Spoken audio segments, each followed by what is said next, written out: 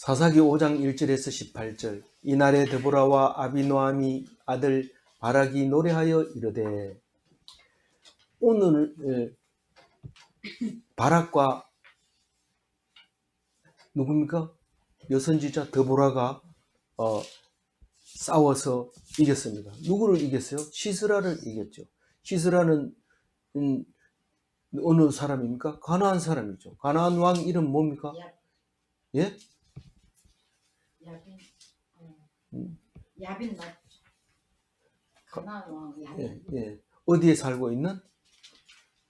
저기 저에 하솔 왕 하솔. 야빈. 예. 하솔에 살고 있는 야빈이라는 왕, 가나안 왕. 그 왕이 20년간 괴롭힘으로써 이제 드보라와 바락이 시스라를 이김으로써 가나안 왕이 망하게 되고 그들을 점점 이제 이기게 되는 후에, 그 후에 이 일은 그냥 지나간 일이 아니다. 그냥 요만큼만 이야기해가지고 될 일이 아니다. 이렇게 생각하고 드보라와 그 바락이 노래하는 이 내용을 이제 기록하고 있습니다. 우리가 홍해를 건너자마자 누구의 노래 있습니까? 누나 미리야. 미디암의 노래가 이어지는 것과 마찬가지입니다. 오늘 이 노래는 이 드보라와 바락의 노래는 내일 또 묵상하게 되는데 이것은 마치 시편 68편하고 비슷합니다. 이 실제로 몇 절은 뭐 특히 5절 같은 이런 것들은 거의 68편에 나와 있는 내용과 똑같은 구절입니다. 시편은 언제 썼느냐 이건 잘 모르지만 상당히 오래된 것도 있고 또 금방 된 것도 있고 그렇습니다. 주로 다윗의 시가 반 이상 차지하는 거지만은 뭐 솔로몬의 시도 있고 그 전에 모세의 노래도 있고 이렇기 때문에 시편은 언제 썼는지 모르는 다양한 시편이 들어있긴 하지만 오늘 이 데보라와 바락의 노래도 거기 속에 들어있는 것처럼 그렇게 노래를 지금 하고 있는데 오늘 1절부터 하는 2절부터 하는 노래 내용의 가사들을 보면은 2절 읽어봅니다.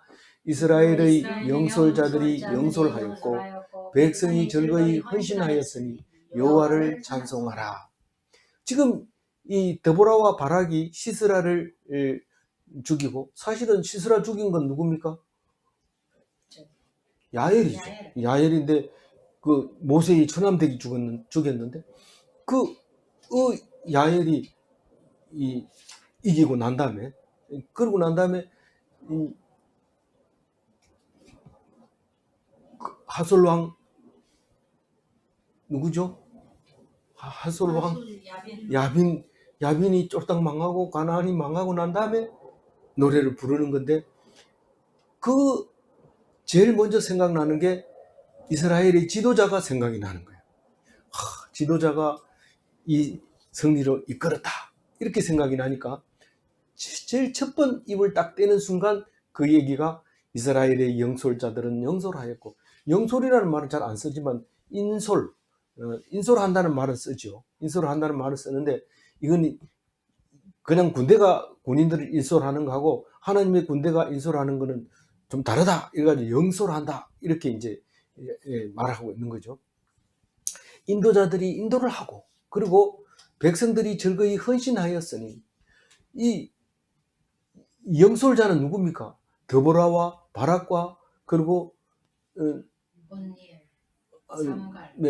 그런 것까지 다 포함이 된다고 볼 수 있어요. 그러나 오늘 이기고 나서 드보라와 바락은 자기들이 했는 일에 대해서 노래한다고 생각하고 읽어보면 뭐 온니엘 같은 거는 빼더라도 지금 누가 있습니까? 그렇게 이제 두 사람이 영솔자가 되겠고 그 다음에 이제 장막에서 말뚝 박은 사람 이름이 뭐라고요? 야엘. 헤벨의 아내 야엘. 예, 야엘. 이 사람들이 영솔자는 아니죠. 그렇지만 그 사람들이 결국은 많은 사람을 인솔하고 승리한 거나 마찬가지인데 어쨌든 그 사람들이고 백성들이 즐거이 헌신했다. 이 말은 이스라엘 백성들이 몇만 명이 1만 명이 1만 명. 어디에서? 납달리와 스불론에서 헌신했다. 이렇게 얘기하고 있습니다. 그거를 찬송하자는 거예요. 근데 사실은 뒤에 내용을 읽어보면은 앞에서 기록했는 드보라와 바락의 전쟁사 그것보다 훨씬 많이 참여했는 것을 알 수 있습니다. 이 1만 명만 아니라 더 많은 사람이 참여했다는 사실을 뒤에서 노래하고 있는데 그렇다면은 이 전쟁 말고 다른 전쟁도 포함한 거 아니냐 그렇게 말할 수 있지만 어쨌든 드보라와 바락은 자기가 했는 일에 대해서 노래하고 있다 그렇게 생각하고 읽어야 영역을 좁힐 수 있는 말이죠. 납달리는 어디입니까? 하솔하고 그 위에 누굽니까? 고향 땅 이름이 뭡니까? 죄송합니다.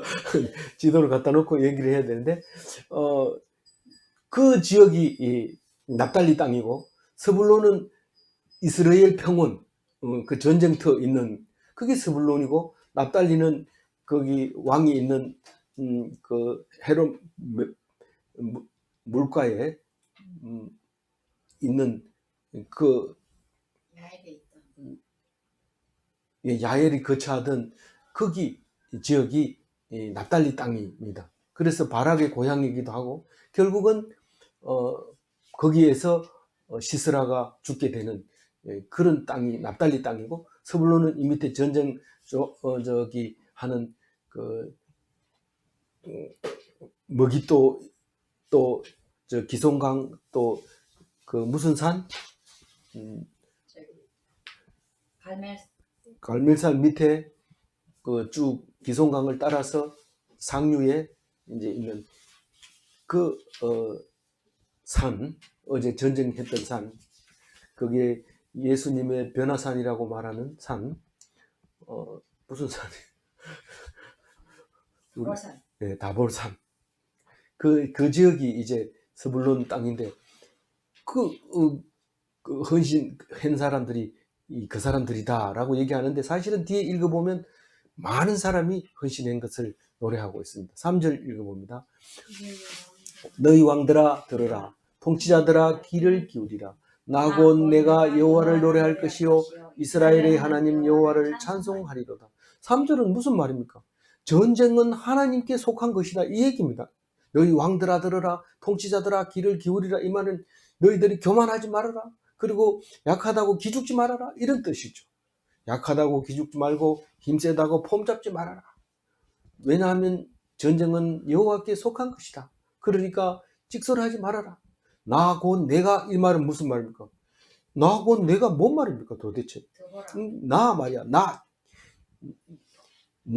내 이러면은 전부 다 반말이긴 하지만은 이게 이제 높은 사람한테도 낮은 사람한테도 내 이렇게 하는 의미를 가지고 누구에게든지 나 말입니까? 이렇게 아닌가요? 저 말입니까?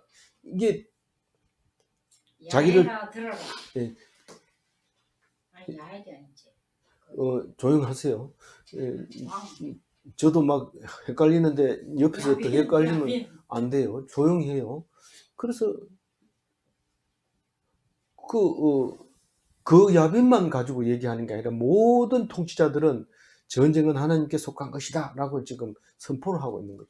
내가 분명히 받고 나는 굳게 믿고 하나님만 의지한다. 내 여호와를 노래할 것이요. 내가 여호와를 노래할 것이요. 이 말은 나는 하나님이 전쟁을 마음대로 하고 있다는 것을 노래한다.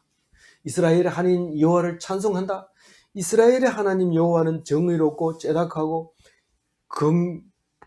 환난 당하는 자를 불쌍히 여기 외면하지 않는 사람이다. 그 하나님을 찬송하리로다. 그런 말을 말하고 있는데 나 곧 내가 안다 이런 말을 하고 있는 거죠. 나를 강조하는 거죠. 내가 해봤다. 내가 사람들을 동원시켜보니까 하나님이 하라는 대로 했더니 하나님이 약속대로 이기게 해주더라. 그 얘기를 지금 나 곧 내가 여호와를 노래할 것이요 이런 말로 들리지요. 4절 읽어봅니다. 여호와여 주께서 세일에서부터 나오시고 에돔들에서부터 진행하실 때에 땅이 진동하고 하늘이 물을 내리고 구름도 물을 내렸나이다. 4절 읽어보면 왜 시스라가 900성을 가지고 꼼짝을 못했는지 딱 얘기를 합니다. 우선 첫 번째로 세일에서부터 나오시고 에돔들에서부터 진행하실 때, 이 말은 그 하나님이 임재하실 때 세일산에서 나온, 세일산과 에돔들은 다 에서의 땅입니다. 그 왜 하나님이 그것서 나옵니까? 이런데 그 시편에도 보면 그런 얘기가 나와요. 이 땅이 진동하고, 시편 18편 7절 읽어봅니다. 시작. 이에 땅이 진동하고 산들의 터도 요동하였으니 그의 진노로 말멈함이로다. 이게 하나님이 화가 나면은 진동하고 요동한다는 사실을 알고 있습니다. 하나님이, 그래서 하나님이 분노를 일으키면요, 형편없는, 맨날 얻어맞고 질질 짜던 애가 갑자기 힘을 쓰는데 한 대 얻어맞게 되는 거죠. 아, 네가 한번 터져봐야 안다. 이런데 그게 하나님이 하는 거지, 걔가 그런 힘을 낼 수 있는 그 능력이 없다. 근데 하나님이 딱 합니다.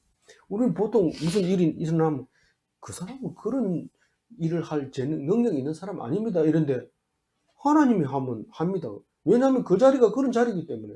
그걸 모르고 뭐, 그 사람은 그런 일을 할 사람이 아니야, 뭐 이렇게 하는데, 오해죠. 그건 하나님이 한다면 하는 거예요. 그러니까 왜 세일산에서 나오고 에돔에서 나오냐 하면은요, 이 신명기에 그런 얘기를 많이 해요. 여러 번 하는데, 신명기 33장 2절 한번 읽어봅니다. 그가 일렀으되 여호와께서 시내산에서 오시고 세일산에서 일어나시고 바란의 산에서 비추시고 1만 성도 가운데 강림하셨고 그의 오른손에는 그들을 위해 번쩍이는 불이 있도다. 이 그가 일렀으되, 이 말은 모세가 일렀으되 이런 말입니다. 이 모세가, 하나님은 시내산에서 오시고 세일산에서 일어나시고 바란 광야에서 비추시고 1만 성도 가운데 강림하시고, 한참 얘기했는데, 그래서 모세는 아주 건강한 것 같아요. 120살까지 살면서 그렇게 쉴새 없이 얘기했다는 것을 생각하면서 우리도 모세 같았으면 좋겠다. 이래가지고 정년퇴직하고도 모세 좀 닮으려고 말을 막 많이 하는데, 그 120살까지 살면 좀 곤란하겠지. 잘한 것 같아요. 그래서 하나님은 시내산에서 오시고 세일산에서 일어나시고 바란산을 비추시고 1만 성도 가운데 강림하시고 오른손을 위해서, 그들을 위해서 번쩍 이는 불을 가지고 있는 그 하나님을 표현할 때 그렇게 표현한 거죠. 그래서 세일에서부터 나오시고 에돔들에서부터 진행하실 때, 이 말을 처음 이스라엘 백성은 그냥 이렇게 하는, 이제 소설처럼 읽는 게 아니라 시로 노래로 읽기 때문에 자꾸 읽을수록 이게 무슨 말인지 압니다. 세일산에서 하나님이 계셨지, 광야에 계셨지, 시내산 가까운 곳에서 우리를 도우셨지. 그리고 생각해보면 세일산에서 일어났던, 에돔에서 일어났던 일들이 생각이 나죠. 그게 하나님이 안 계셨으면 어떻게 일어났겠느냐. 노래 가사 속에 그런 걸 넣어가지고 노래하는 거죠. 근데 진행하실 때, 이 말을 읽는 순간 어떤 마음이 들었어요? 앞서 가실 때, 이 말입니다. 하나님이 전쟁하는데 앞서 가잖아요. 앞서 가실 때 어떻게 됐어요? 어떤 일이 있었어요? 땅이 진동을 하고 하늘이 물을 내리고 구름도 물을 내렸다. 이것을 노래하면서 이 드보라와 바락은 진정으로 이 말을 노래하는 거예요. 땅이 진동하니까 사람들이 놀라가지고 우왕좌왕합니다. 그 지진이 일어났을 때 비디오 한번 보세요. 일본 사람들 훈련 그렇게 잘 받은 사람들도 지진이 일어났을 때는 어쩔 줄 모릅니다. 어떤 사람은 책상 밑에 들어가는 사람, 어떤 사람은 기둥 붙잡은 사람, 어떤 사람은 뭐 이리 갔다 저리 갔다 하는 사람 엄청 많이 있습니다. 그런데 그게 어쩔 줄 모르고 혼란이 일어나는 거죠. 그게 시스라가 절병거에 내려서 도망갈 때 왜 그랬어요? 혼돈이 일어나가지고 아군이 그냥 아군을 막 죽이고 이러는데, 여기 있다 보면 죽을 것 같으니까 마차에서 내려서 뛰어갑니다. 근데 마차를 왜 안 타냐? 이러니까 하늘에서 물이 내리고 비가 오니까 무슨 강가에? 기손 강가에 물이 넘쳐 흐르니까 마차가 소용이 없어요. 진창에 빠지면 가지를 못합니다. 그래서 내려서 뛰는 수밖에 없어요. 그 철병거를 뭐 무슨 대포가 있습니까? 뭐 탱크 폭파시키는 뭐 지뢰가 있습니까? 그거를 이길 방법 없어요. 달리면. 그런데 제일 무서운 게 비가 와가지고 진창에 빠지면은 꼼짝을 못합니다. 그래서 시스라가 내려서 도망을 간다는 게 어디로 갑니까? 고향 쪽으로 갔는데 고향 쪽으로 가는 군사들은 다 죽고 자기 혼자 남아가지고 북쪽으로 도망가는데 그만 거기서 헤벨의 아내에게 죽임을 당하는 그런 사건이죠. 5절을 한번 읽어볼까요? 산들이 여호와 앞에서 진동하니 저 신의 산도 이스라엘의 하나님 여호와 앞에서 진동하였도다. 이게 하나님의 강림을 이렇게 표현한 거예요. 하나님이 내려오셨다 이 말입니다. 나오시고 세일에서 나오시고 할 때 세일에서 임재하시고 그 시내산에 임재하시던 분이 세일산에서 나오시고 에돔들로부터 가고 앞장서서 가셨다. 그 얘기를 하고 있는 거죠. 그러니까 5절에서는 얘기는 여호와 앞에서 산들이 진동을 한다. 이 말은 하나님이 내려오셨다. 시내산에 강림한 것과 같이 하나님께서 오셨다. 시내산에 강림할 때 진동이 있었거든요. 흑암 속에서 빛, 번갯불 같은 그 빛 가운데 하나님 계신 것처럼 여호와 앞에서 산들이 진동하니까 하나님이 시내산에서 내린 것처럼 이스라엘의 하나님이 하나님 앞에서 산이 진동했다.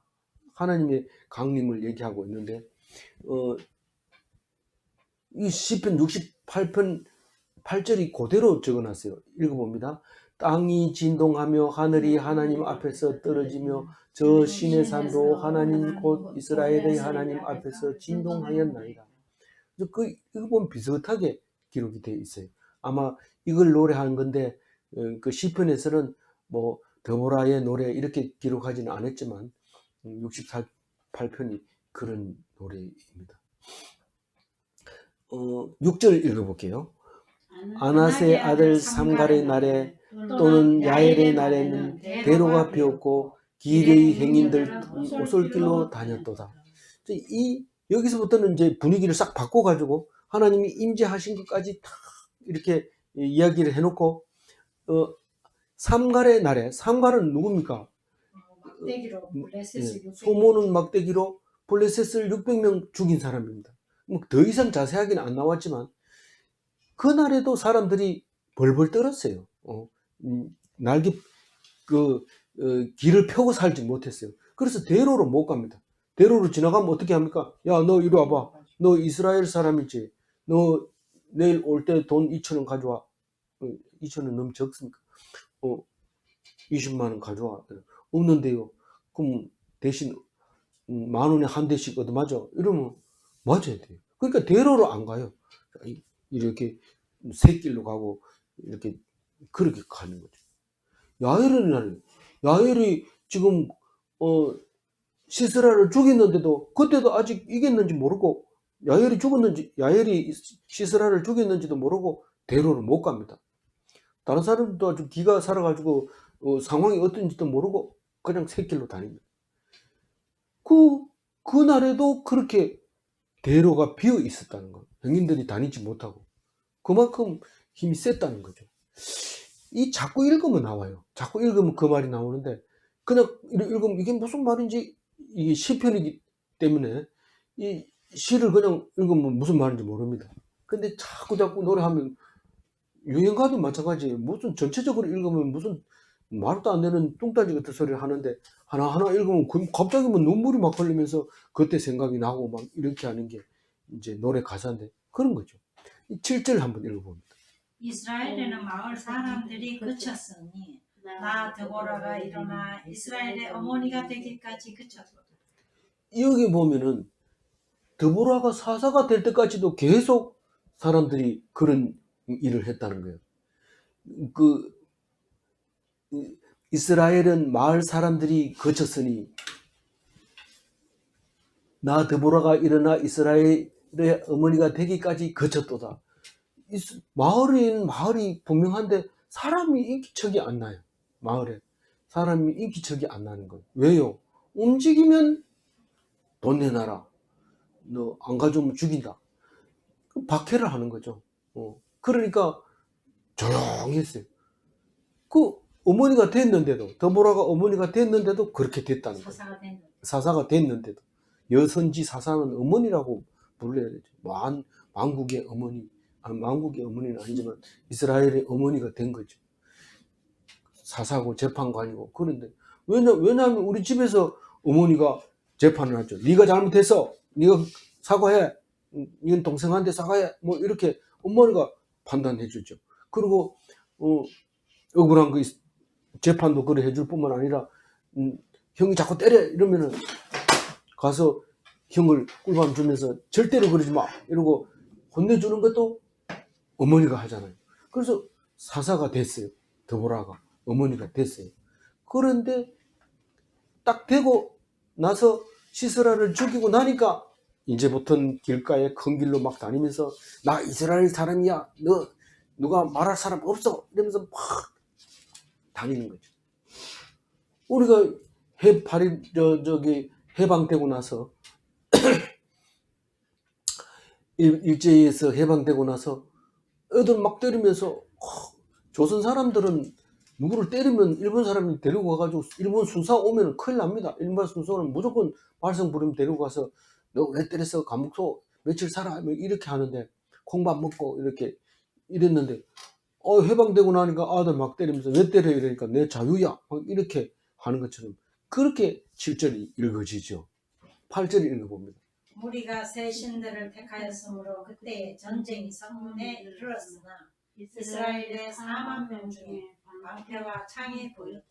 성경을 많이 읽은 사람은 8절이 이해가 됩니다. 근데 처음 읽어보면 이게 무슨 말이야? 무리가 새 신을 택하였으므로 그때 전쟁이 성문에 이르렀으나 이스라엘의 4만 명 중에 방패와 창이 보이던가? 어렵습니다. 근데 이걸 많이 읽어본 사람은 전쟁이 성문에 이르렀다는 것은 적군이 지금 성문 앞에 와서 문 열어라. 안 그러면 너희들 문 열고 들어가서 다 죽인다. 이렇게 하는 것을 말하고 있는 거예요. 전쟁이 코앞에 왔다. 지금 현재는 먹고 살지만 이제 곧 전쟁으로 죽을 거다. 이런 뜻입니다. 왜 전쟁이 일어나냐면 하나님을 안 믿고 우상을 섬겼기 때문에 그렇다는 겁니다. 그럼 우상을 섬기고 전쟁이 가까워오면 군사적으로라도 좀 싸울 준비가 돼 있으면 괜찮은데 4만 명 중에 방패 하나도 없고 창도 하나 없었다. 그런 얘기를 하고 있습니다. 그럼 이것도 저것도 아닙니다. 뭐 전쟁하자는 것도 아니고 또 안 하자는 것도 아니고 이건 뭐 엉망진창으로 되어 있었던 거죠. 주인도 없고 어른도 없고 그냥 노숙자처럼 그냥 내일 어떻게 할 건지도 대책이 없고 뭐 방법도 없고 그렇게 지금 살았던 이스라엘 백성에 대해서 얘기를 하고 있습니다. 왜 하필이면 4만 명입니까? 1만 명 아닙니까?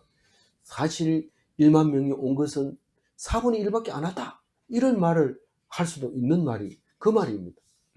조금밖에 안 왔다. 1만 명이라는 것은 그런 뜻으로 우리가 노래를 할 때 그렇게 노래 가사 속에서 생각이 나야 되는 거죠. 우리가 셋이는 어떤 것을 말합니까? 바알과 아스다로, 아세라 이걸 말하는 거예요. 그래서 10절 읽어봐야 되죠? 아닌가요? 9절. 네, 9절 읽어봅니다. 내 마음이 이스라엘의 방백을 사모하면 그들의 백성 중에서 즐거이 헌신하였으니 여호와를 찬송하라. 이제 9절을 딱 읽는 순간 뭡니까? 하나님이 계셨다 하는 겁니다. 우리가 엉망으로 됐고 압제를 당하고 20년 동안 억울하게 살 때, 그래서 환난을 당할 때, 그때 하나님 앞에 부르짖을 때 하나님은 외면하지 않고 그것을 돌아보는 그게 9절입니다. 그렇게 많은 이야기가 8절과 9절 사이에 있습니까? 있습니다. 그 속에 그런 게 들어가야 됩니다. 하나님께 부르짖었더니 하나님께서 외면하지 않으시고 그리고 승리를 주셨다. 그 말이 8절과 9절 사이에 있는데 그렇게 생각하고 나니 원래는 요게 셀라가 들어가야 되죠. 8절과 9절 사이에. 근데 그냥 우리 읽어봅니다. 그래서 내 마음이 누구의 마음이 이 드보라와 바락의 마음이 이스라엘의 백성을 사모함은 방백을 삼. 방백을 사모하며 이게 무슨 말이에요? 이스라엘의 지도자를 내가 기뻐한다 이런 말입니다. 이스라엘 지도자를 내가 기뻐한다. 왜 기뻐하냐면 헌신했는 이스라엘 지도자들을 말하고 있습니다. 헌신했는 지도자들. 헌신 안 한 사람들은 사모하지 않아요. 기뻐하지 않아요. 그들이 백성 중에서 즐거이 헌신하였으니 여호와를 송축하라. 그게 1만 명, 1만 명. 그 지도자들, 내가 이 나라를 위해서 죽겠다. 그런 사람들을, 그 사람들을 너무 기뻐했다는 거. 드보라가 노래할 때는 드보라가 마음이 그랬고, 바락이 노래할 때는 바락의 마음이 그렇게 했다. 그 사람들이 아니었으면 우리가 이런 날이 올 수 있을까? 하나님 감사합니다. 이 말이 여호와를 송축하라 이런 말이죠. 10절 읽어봅니다. 흰 나귀를 탄 자들, 양탄 자에 앉은 자들, 길에 행하는 자들아 전파할지어다. 이게 뭡니까? 흰 나귀를 타면 어떻게 달라질까요? 흰 나귀는 좀처럼 그 희귀합니다. 희귀하다는 것은 유별나게 좀 뛰고 싶은 사람은 흰 나귀를 타죠. 그래서 옛날 동화에는 백마탄 왕자 이러면 최고의 남자잖아요. 남자 중에 남자, 백마탄 남자. 이런 얼마나 정의 있고 또 강합니까? 그래서 이 신발이 당신 신발입니까? 이러면서 유리구두를 가져와서 탁 발에 맞췄을 때 딱 맞으면 얼마나 좋겠어요. 그런 흰 나귀를 탄 자들아. 양탄자에 앉은 자들은 뭡니까? 이거 아무나 양탄자에 앉아 있습니까? 그냥 니 그냥 맨 땅에 앉으면 되지. 뭐가 왜 양탄자에 앉아야 돼? 근데 귀인들은 고관들은 그런데 안 앉으면 양탄자에 앉으면 돼. 길에 행하는 자들아. 길에 행하는 자가 뭡니까? 이게 그런 말을 안 써서 그렇지 행차하는 자들아. 다시 말해서 행차라는 것은 높은 어른이 지나가는 걸 행차한다 그래요. 이 길을 행차하는 자들아. 뭐 다 한꺼번에 말하면 뭡니까? 귀인들과 고관들과 행차하는 자들아 이렇게 말할 수 있어요. 뭐 어떻게 하라고 그 귀인들을 보고 뭐라고요? 전파하라고요. 뭐를 전파하는데? 하나님의 공의로우심을 전파하라. 어디에 그래 적혀 있는데 11절에 적혀 있어요. 11절에 그렇게 말하고 있어요. 11절 읽어봅니다. 활 쏘는 자들의 소리로부터 멀리 떨어진 물 깃는 곳에서도 여호와의 공의로우신 일을 전하라. 이스라엘에서 마을 사람들을 위한 의로우신 일을 노래하라. 그때에 여호와의 백성이 눈에 내려가도다.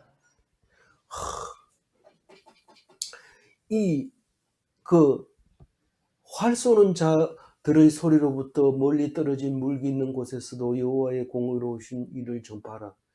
그 곳이 어느 곳입니까? 평화로운 곳이죠. 평화로운 곳. 전쟁이 없이 물을 깃는 활 쏘는 곳에서부터 너무 멀리 떨어져 가지고 전쟁이 일어났는지도 모르고 평화롭게 우물에 가서 물 기르면서 어저께 있었던 이야기합니다.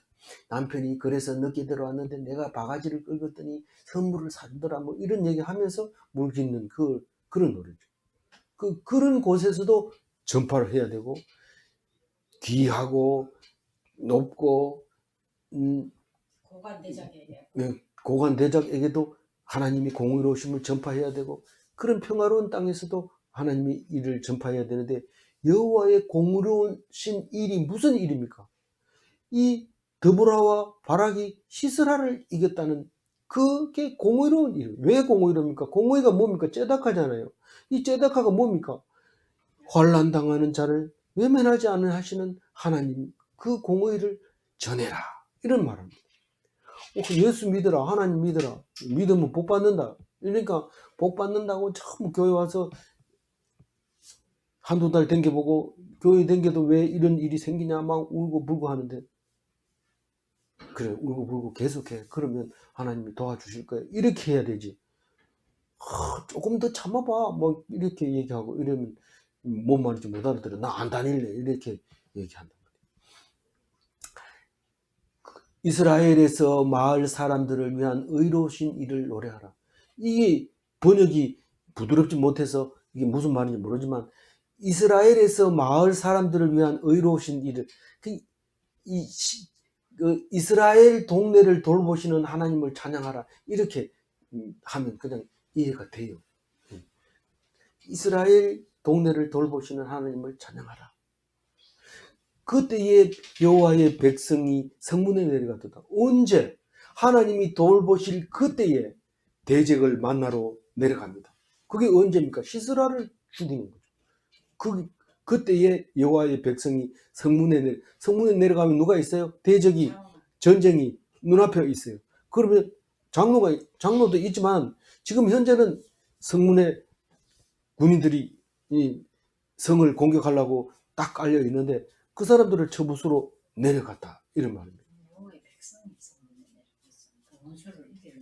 그렇죠. 보통 우리가 산성에 가보면 남한 산성이든지 북한 산성이든지 여기 이 가산 산성이든지 가면 성문은 항상 지대보다 낮은 곳에 성문이 있습니다. 왜냐하면 산꼭대기에 성을 쌓았기 때문에 밑에 보면 성이 이렇게 문 앞에서 공격하려고 준비를 싹 하고 있을 때 거기 내려가서 점멸시키는 거죠.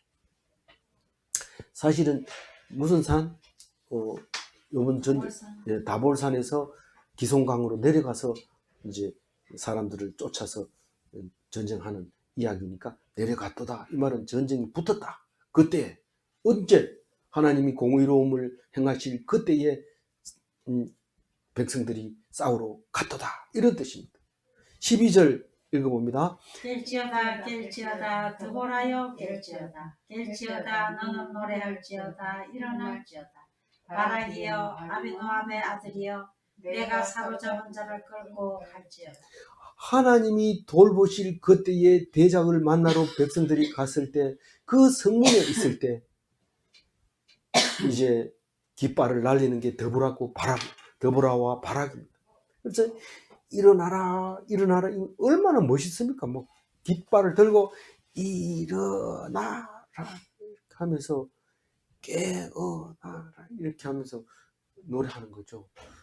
우리는 지금 뭐 옛날 얘기 읽는 것 같아서 조용하게 읽지만 이거 읽을 때는 막 힘차게 깰지어다 이러고 4번이나 부르잖아요. 일어나라 이런까지 합하면 여러 번 계속 부르잖아요.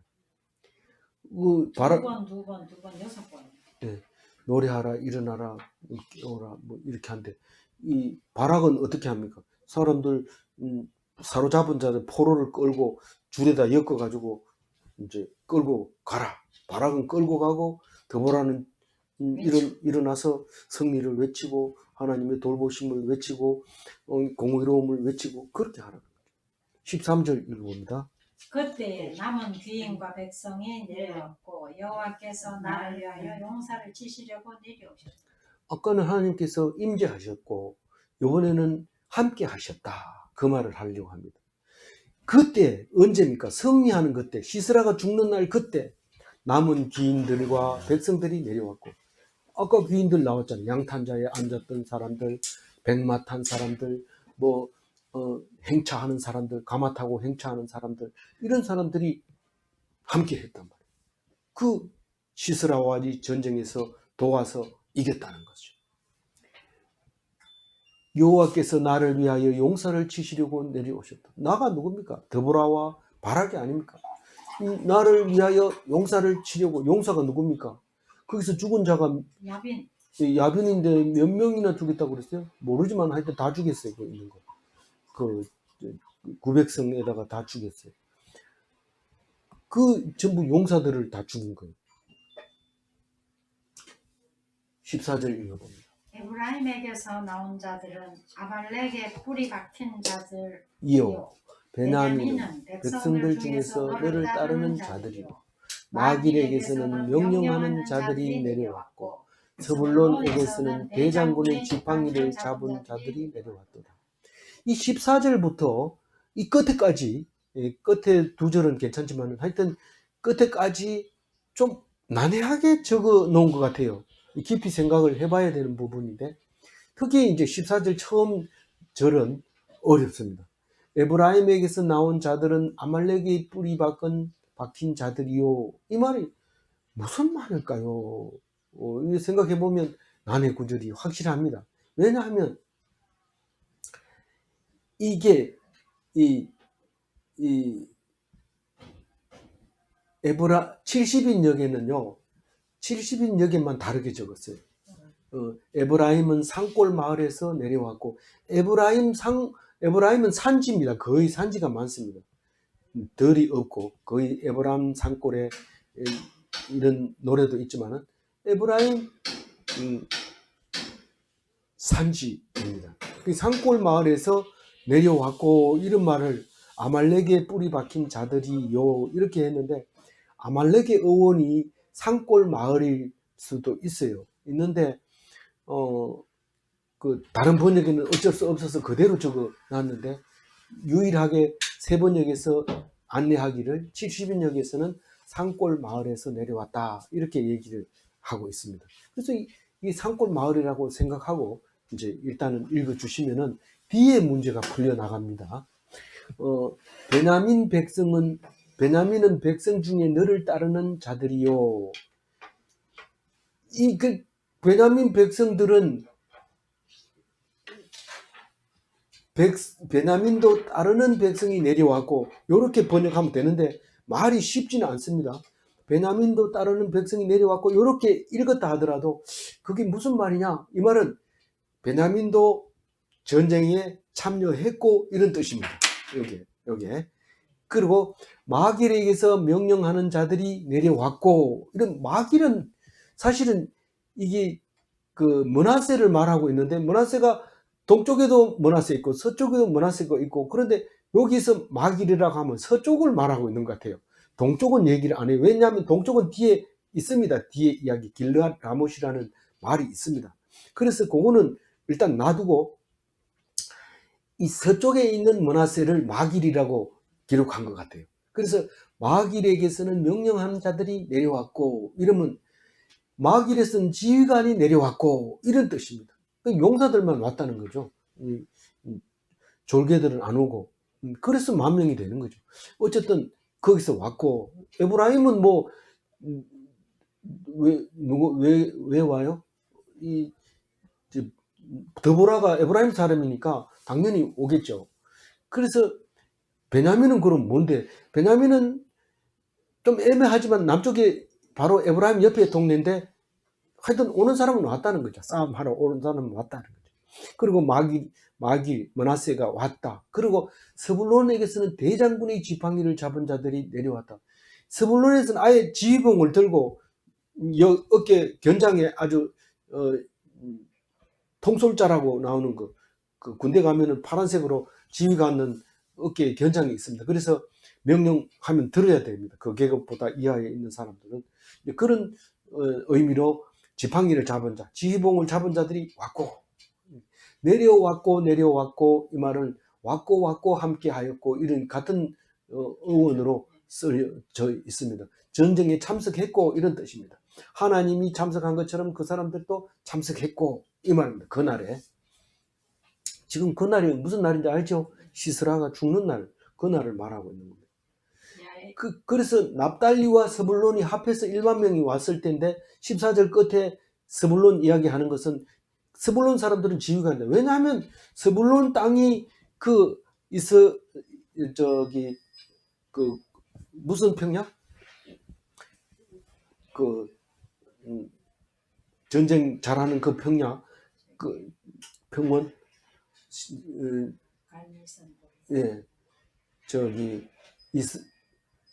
이스라엘 평원이 스불론인데, 스불론 사람들이 지휘봉을 잡아야 지형을 잘 알기 때문에 거기는 빠지는 곳이다. 여기는 안 빠지는 곳이고, 산 쪽으로 붙는 것도 돌이 많은 곳으로 가는 것보다 이쪽으로 가는 게 낫다. 뭐 이런 것을 지휘할 수 있는 스불론 지휘자들이 왔다는 거죠. 근데 이사갈은 나옵니다. 15절 읽어봅니다. 이사갈의 방백들이 드보라와 함께하니 이사갈과 같이 바락도 그의 뒤를 따라 골짜기로 달려내려가니 르우벤 시내가에서 큰 결심이 있었도다. 이사갈은 저 앞에서 그 땅 얘기할 때도 이사갈 이름이 없었어요. 열, 열, 열, 열, 12지파지만은 에브라임과 므낫세가 들어가고 레위까지 들어가고 요셉까지 들어가니까 전부 합해서 그러니까 14명이 나와야 되잖아요. 14명이. 예, 14개가 나왔는데 14개 이름 13개는 나오는데 이사갈만 이름이 빠져 있었어요. 그 기억을 하실 거예요. 근데 그 땅 얘기할 때 그랬는데 이사갈에는 누가 나옵니까? 돌라라고 하는 그 기드온 다음에 아비멜렉 다음에 돌라가 이제 사사로 나오는 인데 이사갈 사람이거든요. 근데 이 이사갈이 에브라임에 사는 이사갈이에요. 그러니까 이사갈은 사실상 땅덩어리가 얼마 되지도 못하고 차지하지도 못했을 것 같아요. 실제로 지도를 보면 얼마 안 차지하고 있습니다. 근데 에브라임 속에 소속돼 있었기 때문에 드보라와 함께 전쟁에 참석했다. 이사갈과 같이 바락도 그 뒤를 따라 골짜기로 달려 내려가니 이사갈도 따라오고 바락도 따라오고 그렇게 따라서 골짜기로 내려간다는 것은 기드론 골짜기로 전쟁하러 내려가는 것을 말합니다. 문제는 르우벤 시냇가에서 큰 결심이 있었도다 이런데 이게 뭔 말인지 모릅니다. 근데 16절을 읽어보면 문제가 해결이 됩니다. 16절을 읽어봅니다. 내가 양의 우리 가운데 앉아서 목자의 피리를 부는 소리를 들었으면 어찌 되느냐. 르우벤 시냇가에서 큰 결심이 있었도다. 이게 르우벤 시냇가에서 큰 결심이 있었도다 이래놓고 뒤에 가가지고 설명하고 또 그 말을 그대로 반복했다면 그 앞에 말이 키가 되는 겁니다. 그 키가 뭐냐면 양의 우리 가운데서 목자의 피리 부는 소리를 듣는 거예요. 이 양은 피리 부는 소리를 향해서 계속 따라갑니다. 양은 눈이 어둡기 때문에 귀를 기울이면서 그 소리를 따라가면 푸른 초장이 나오고 나중에는 우리에 들어가서 편안히 누울 수 있습니다. 근데 우리 가운데 편안히 앉아 있는데 목자가 피리를 분다고 하면 누가 일어나겠어요? 배는 차고 배가 불러오는데 누가 일어나겠어요? 이제 나가봐야 어둡는데 저 소리는 들을 필요 없어, 듣지 마, 이렇게 하는 상태가 아닙니까? 무슨 말이냐면 시냇가에 앉아가지고 그냥 풀을 보고 바라다보고 있습니다. 자기네는 피해를 안 당하고 있는 거예요. 근데 피해를 안 당하고 안전하죠. 뭐 공격해오는 사람도 없고. 여기가 어디냐면 소돔과 고모라가 있는 그쪽입니다. 사해 동쪽이. 예, 사해 동쪽에 있어요. 사해 동쪽에 있는데 거기에는 뭐가 있어요? 시냇가가 있잖아요. 이 양이 시냇가에 있으면 얼마나 좋아요. 뭐 떠나기 싫지요. 그런데 큰 결심은 도대체 뭡니까?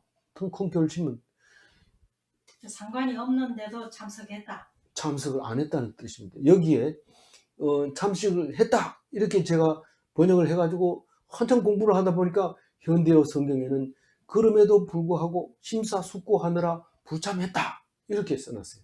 그런데 큰 결심이 있었다. 큰 결심이 있었는데 큰 결심을 하고 불참했다는 뜻입니다. 큰 참석했다. 그렇게 들리지만 그 참석하는 게 뭐가 그렇게 어렵냐 이 말입니다. 이게 그렇게 오랫동안 회의해 놓고는 결국은 전쟁이 끝나니까 결론 나기를 참석 안 한다 이렇게 결론 났냐 이런 뜻으로 읽혀집니다. 예. 뭐 깊이 생각하지 마세요. 그거 가지고 싸울 생각도 하지 말고 대들 생각도 하지 마세요. 내 생각에는 이렇게 얘기하지 마세요. 그냥 있는 대로 들어주시고 자기 생각은 얼마든지 할 수 있어요. 그러나 근거 있는 말만 하는 게 좋아요. 그래서 16절 읽었잖아요. 우리에서 목자의 피리소를 듣는 것은 별로 기가 필요 없는 기다. 따를 필요가 없다. 전쟁하든지 말든 놔두자. 이렇게 했다고. 그래서 큰 결심을 했다고 생각합니다. 왜냐하면 뒤에 걸 한번 읽어보면 돼요. 그래서 녹색 글씨로 제가 노트를 해놓은 것은 부자맨 사람들의 명단입니다. 르우벤 17절 뭡니까? 길르앗은 요단강 저쪽에 거주하며 다하는 배의 머무름이 어찌 됨이냐? 아셀은 해변에 앉으며 자기 항만에 거주하도다. 이런데 이 다하는 배에 남아 있고 이런 뜻이 뭡니까? 이 배에서 내리면 바닷물에 빠져 죽습니다. 배에서 내리면 나가면 죽는 줄 알아요. 다는 뭐 그 자리에 앉아가지고 그 산지에 있어요. 산지에 아직까지 저 위를 아직 안 올라가고 거기 앉아가지고 내려가면 죽는 줄 알아요. 이 배 같은데 이래 배 같아. 이 다는 산골짜기 산지에 저기 아무도 못 올라오는 산지에 있다가 나중에 도저히 못 살겠다 하고 저 북쪽으로 가는데 사람들이 보면 다는 꼭 배에 남아 있는 사람 같아. 내리면 다 물에 빠져 죽는 줄 알고 저렇게 꼼짝을 안 하고 있어. 이렇게 보여집니다. 아셀은요. 아셀은 바닷가에 앉아 있다는 건 뭐예요? 그 두로와 시돈이 아셀 지파의 땅이었어요. 분배됐던 땅이에요. 그 레바논 땅이 이 아셀 지파 땅인데 그 사람들은 이 항구를 비워놓으면 안 됩니다. 항구를 비워놓으면 해변에서 항만을 비워두면 대적들이 와가지고 전부 훔쳐가지고 가버리고 또 뭐 들어와가지고 자기들이 차지해버리고 이러기 때문에 항만을 비워두면 안 됩니다.